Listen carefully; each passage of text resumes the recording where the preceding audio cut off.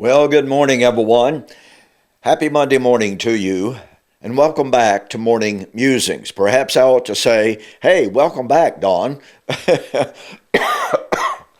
As you can tell, I'm not completely full strength in my voice. Uh, Once again, this is about as all the volume that I have, but I'm going to give it a try. I'm going to do my very dead level best to produce my videos this week. I'm not absolutely positive I can do it. As you can tell, I am some better. But again, I don't have much volume. And if I try to project much, then I still go into coughing. It seems like my voice just seriously needs a lot of rest. I've done everything else that I can. I've tried a lot of the home remedies and what have you. And bottom line is, it's still there, all right? But let me say again how much I appreciate all of the messages on both Facebook and YouTube expressing concern and prayers for my well-being. I truly do appreciate that, and I want you to know that. So I'm going to pick up where I left off, been almost 2 weeks now, in the comparison between Matthew 25:31 and following and Revelation chapter 20. The reason this is so critically important, ladies and gentlemen, is because if Revelation 20 and the judgment resurrection scene there is the same as Matthew chapter 25, we have established, I think very effectively, that Matthew chapter 25, 31 and following, is, first of all, the time of the coming of Christ for the wedding. Well, the wedding would be at AD 70, Matthew chapter 22, 1 and following. The wedding would be at the time of the destruction of the city, the great city, Babylon, which is, quote, where the Lord was crucified, unquote. So Matthew chapter 25, 31 and following is the time of the coming of the Lord for the wedding. Well, Revelation chapter 20, what follows immediately upon that judgment, that resurrection time? Well, John says, I saw the new Jerusalem coming down from God out of heaven as a bride adorned for her husband. These are the same issues, ladies and gentlemen. These are direct parallels. And yet, attempts have been made. I have been ridiculed, as a matter of fact, for saying that these are the same identical events taking place at the same identical time, i.e. AD 70. Now, in tomorrow's video, I'm going to address the issue of the millennium a good bit, not exhaustively, not extensively, but hopefully enough to show us that Matthew chapter 25:31 comes at the end of the millennium.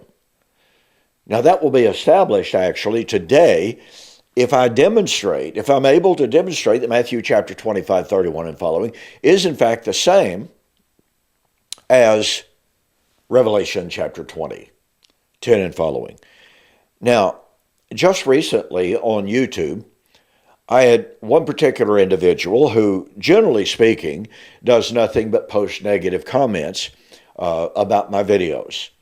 They commonly make posts that are totally irrelevant to the video, to the subject of the video that I have posted.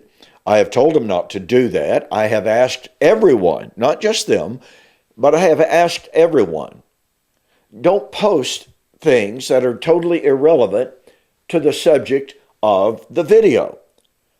The subject of the video ought to be the subject of the discussion, right? If not, why not? You know, my forum, my page, if you wish to call it that, is not the place for you to post your personal agendas. This is my YouTube channel, not yours. So I say that as kindly and as respectfully as possible. But it seems that there are some who are dead level, absolute bent and determined. They're going to promote their agenda by posting irrelevant posts that is irrelevant to the subject of the video. I've told them not to do it, but they persist. Well, that's completely disrespectful. It is simply not proper, but they keep doing it. With all of that said, I've been ridiculed for saying that Matthew chapter 25, 31 and following is the same as Revelation chapter 20 and 10 and following. So are these the same judgment? Well, here's what we have.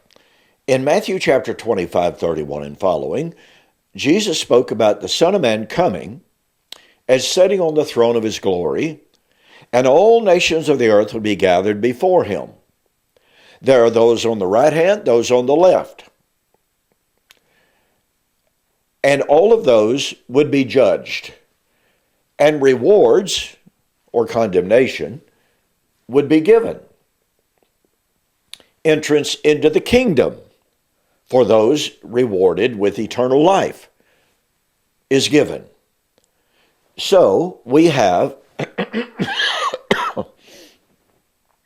the coming of the Son of Man, all nations gathered, all nations judged, entrance into the kingdom. By the way, that doesn't mean the kingdom doesn't exist before that time. That's a misunderstanding of the text. That is those being judged entering into the kingdom that had been prepared from the foundation of time, the foundation of the earth. So we have, once again, coming of the Son of Man, the sitting on his throne, and let me say this, that doesn't mean that he wasn't sitting on the throne before this time of judgment. Okay? That is a complete misunderstanding. Jesus was seated on the throne of David at his ascension. Psalms 110, Acts chapter 2. He was raised to be seated on the throne of David. That is, he was resurrected to be enthroned on the throne of David. And, according to Luke chapter 19, 11 and following, he went into a far country there to receive the kingdom. Psalms 110 tells us that Christ was going to rule in the midst of his enemies. Well, when was he going to rule in the midst of his enemies? Oh, at the time that it was said, "Sit at my right hand until I make your enemies your footstool." Well, when was Christ seated at the right hand of the Father? Well, again, according to Acts chapter 2, it was at his ascension when he was enthroned, receiving the throne and the promises made to David. So, had to make that little clarification. I know there's some who disagree with that, and that's fine. But I don't believe that the objections will stand up. So here we have coming of the Son of Man to sit on the throne. It's his throne, and he's sitting in judgment. One more quick idea on this, folks. Throughout the entire history and in the literature of the A&E literature, kings who were already kings, already ruling, already reigning, would, at certain given points of time, sit on the throne for judgment. It didn't mean in any sense whatsoever that that's when they were receiving the kingdom. It's when a special time of judgment took place, when they took their place, as it were, to sit in judgment. Once again, critically, it doesn't mean they had not received the kingdom already. Doesn't mean they were not already ruling and reigning.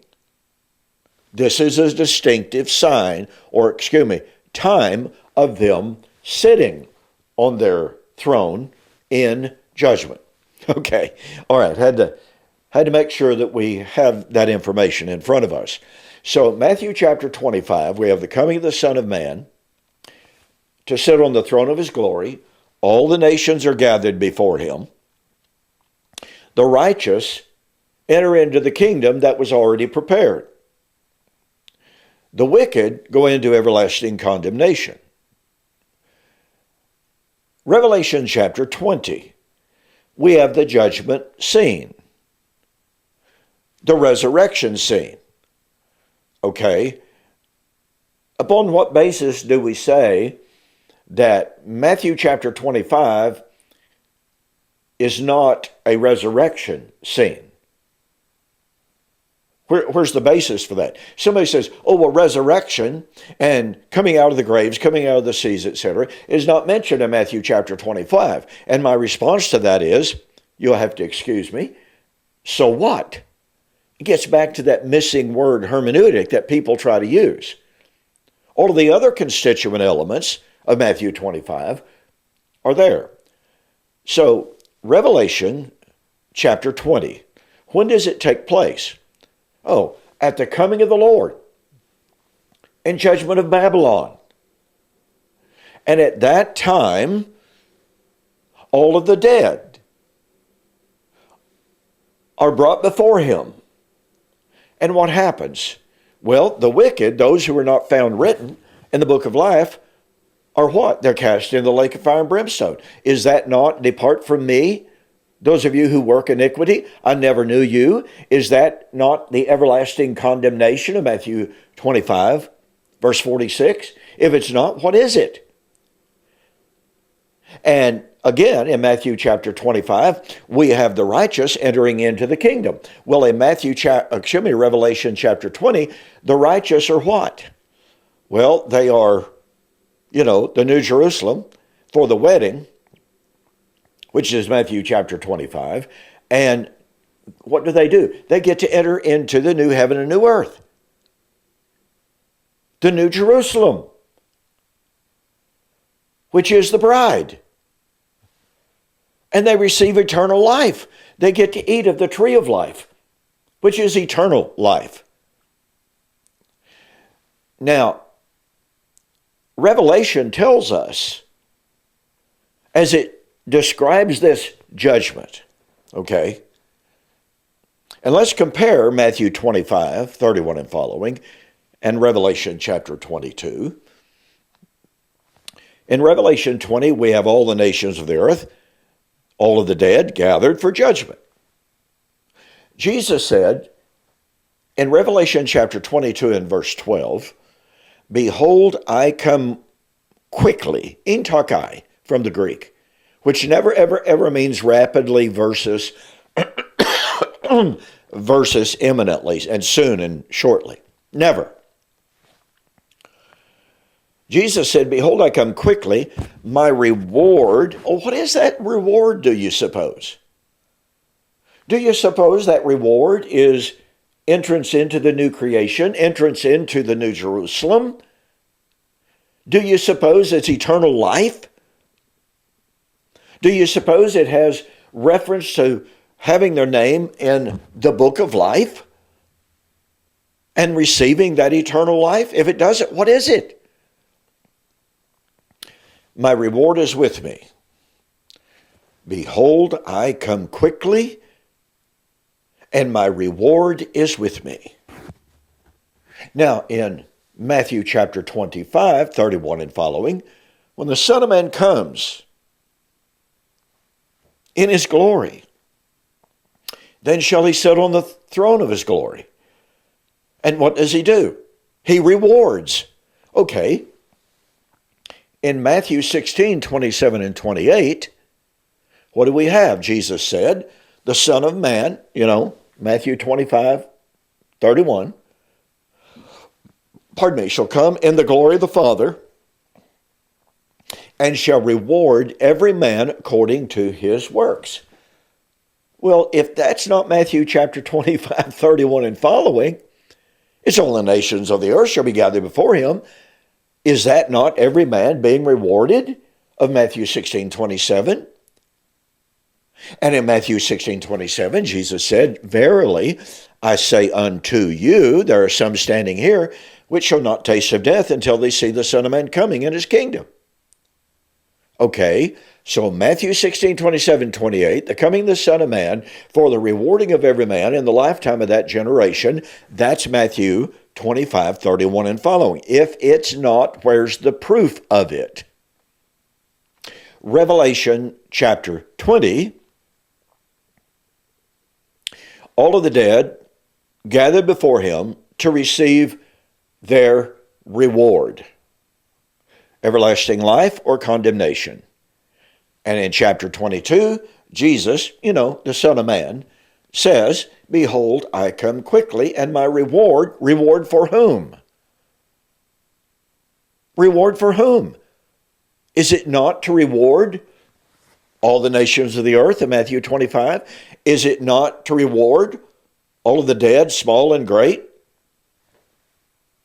Where's the difference, ladies and gentlemen? And I don't mean a difference that says, Matthew 25 uses a word that Revelation 22 doesn't, or that Revelation 20 doesn't. That is not proper hermeneutic. So, what I'm asking for, what I am challenging for, is where is the substantive difference between Matthew 25, 31 and following and Revelation 20 through 22. One particular individual kept telling me, castigating me and actually condemning me for saying that not everyone agrees that Matthew 25, 31 and Revelation 20 are different. Well, guess what? Not everyone believes that. And this individual said, the majority of scholars believe they are the same. Doesn't matter what the scholars believe. Not that I disrespect the scholars. I'm simply asking. I'm pointing out, number one, scholars are not infallible. Number two, where's the difference? So as we went back and forth, I challenged this individual. Produce your proof that Matthew 25, 31 and following and Revelation 20 through 22 are different. Bring forth your strong reasons. And all this individual could essentially do from that point forward is castigate me for saying the majority of scholars don't agree that they're different. I finally had to say, does it matter what the scholars believe? Where's the proof that they are different? This individual completely dropped the subject and changed the subject to something unrelated. Well, it's typical. When you don't have any proof, you want to change the subject. Well, I'm out of time. Thank you so much for joining me for today. I managed to make it through, so I'll see you on the flip side.